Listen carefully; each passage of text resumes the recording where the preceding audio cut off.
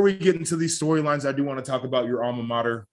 Yep. I don't know what the top end of this team is going to be, but I respect Purdue. I think Purdue is a good program. I think they're going to be in the running in the West. The ability to go down the football field at the end of the game, and when you got to have it to score that touchdown, when you're Sean Clifford, especially, you threw a pick six earlier in the game. I know a lot of people in Penn State land they don't think that he should be the guy moving forward.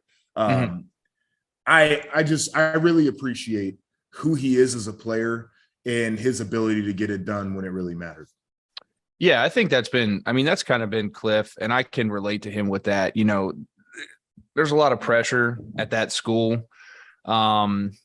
And he's handled it with class for the most part throughout the entire thing. And that's something he can hang his hat on. But at the end of the day, I thought he played fairly well, with the exception of that pick six. Came out, did what he does. He just operates, really isn't going to ever do anything over the top to win you games that you necessarily shouldn't without some help, but is never going to really, I think, put you in a situation where just going to flat out lose you the game consistently over his career. And I think that that's just how he showed out on Thursday night. And to the other point, I just want to give a big tip of that cap to Purdue. I thought I talked him up. I really think the Aiden O'Connell kid's special. But you also mentioned, I think I saw some stat and I was watching the game and it just didn't even click to me because it just is the rhythm of Purdue's offense. But I think they threw it within the last 6 minutes or 2.5 minutes, like 14 times or something crazy like that. It's not that it's interesting because a lot of people are like, Purdue can't run the football. And I don't necessarily disagree with that. But when you look at average yards per carry, Purdue and Penn State were right in line with each other.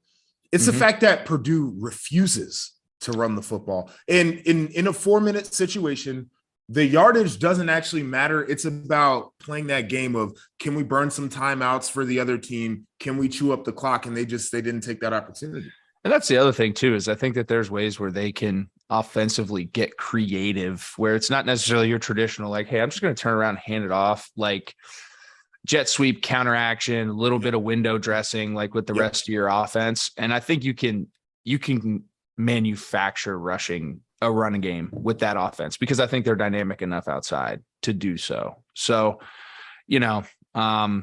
I thought that was a great football game to kick off kind of the season and the conference specifically. I think it's going to both these teams are going to have something to build off of.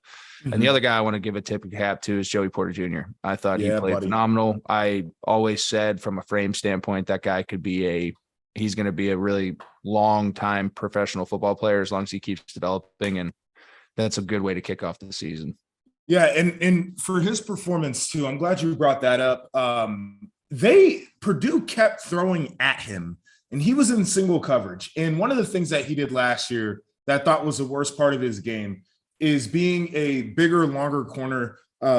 Your movement skill is a little bit different than the smaller guys. And so against quicker receivers, he would panic sometimes and he would splay his feet out and then he would start grabbing. And when they're going at you, there is a high chance that you're going to be penalized if you're that guy. And he played a really clean game. As hell. Yeah. And I think that's really important to highlight too. Like, this guy is special. I'm glad you said that. What's going on, guys? Rob Doster here, the founder of the Field of 68 and the Field of 12 Media Networks. I wanted to take a quick minute to let you guys know about an exciting new project that we have been working on for the last 3 months. The Almanac, an all-encompassing preview of the 2022-23 college basketball season. We spoke with every single Division I head coach to give you a robust and accurate preview for all 363 Division I college basketball teams. We have predictions for conference finishes for all 32 leagues. We have features on the best freshmen, the best big men, the breakout stars, the coaches on the hot seat, so much more. It is 600,000 words of sheer happiness for the college basketball fan. in your life. The Almanac is going to be available for digital purchase on September 26th for just $19.99, but you can pre-order it today using the promo code HOOPS and save 20%. Just hit the link in the description below.